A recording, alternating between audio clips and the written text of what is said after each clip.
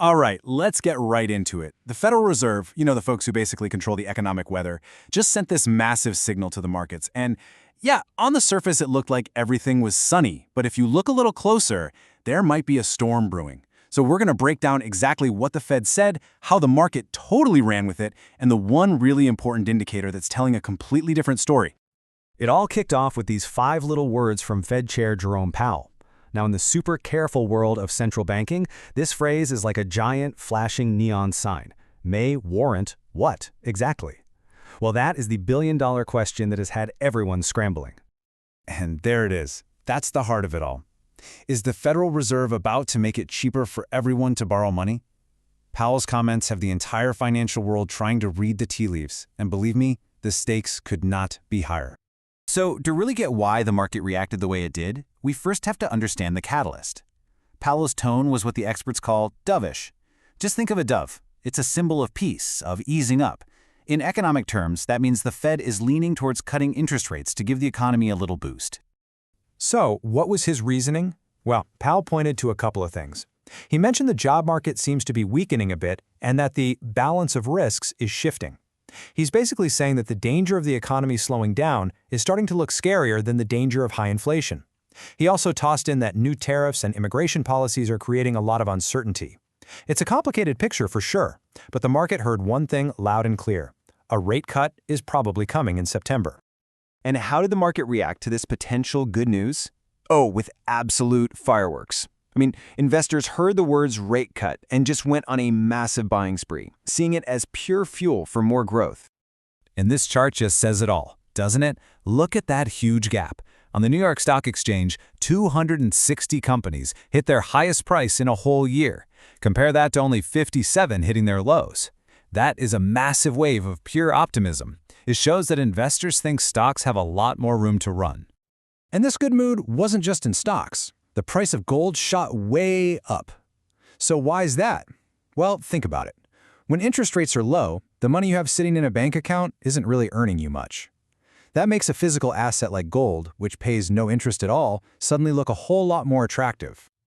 Now, here's a really crucial point. This wasn't just a few big tech companies pulling the market up. The rally was incredibly broad. We saw huge jumps in things people want but don't necessarily need, plus big gains in energy and communications. This shows a really deep, widespread belief that a rate cut would lift the entire economy. Okay, so while Powell's hint about interest rates stole all the headlines, it's worth taking a quick second to remember the Fed is thinking about a lot more than that. Other speeches show they've got their eyes on the future of money itself. Yeah, it's important to remember that in the days leading up to Powell's big speech, other Fed officials were talking all about innovation. You had Michelle Bowman talking about new tech and banking, and Christopher Waller describing a technology-driven revolution in payments. Just a quick reminder that the Fed's job is always evolving. Okay, so far the story seems pretty simple, right? The Fed hints at a cut, the market celebrates. Party time. But this is where things take a very sharp turn. Because while everyone was cheering, one key risk indicator was quietly screaming a warning. This warning comes from a tool that's designed to measure stress in the bond and currency markets. And these are like two of the absolute pillars of the whole global financial system. And right now, that tool is telling a very, very different story than the stock market. It's called the Mannarino Market Risk Indicator, or MMRI for short. Now don't worry about the complex math here. All you need to know is that it looks at the strength of the US dollar and the interest rate on long-term government debt, and it mashes them together to get a read on overall market risk. Think of it like a financial stress test. And as of August 25th, the reading was 259.34. Now, I know what you're thinking. That number means absolutely nothing on its own. It's all about the context. And here is that context. A reading between 200 and 300 is officially in the high-risk category, and our number, 259, falls right in the middle of that zone.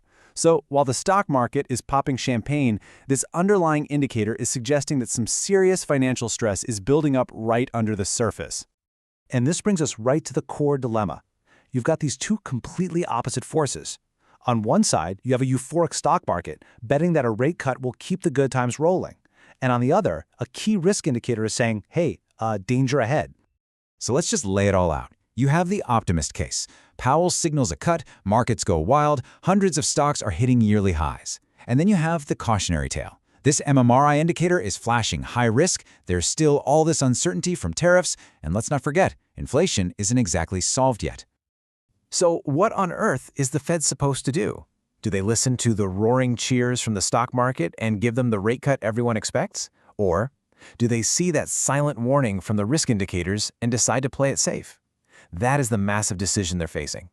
Optimism or risk? We're all going to be watching to see what they choose.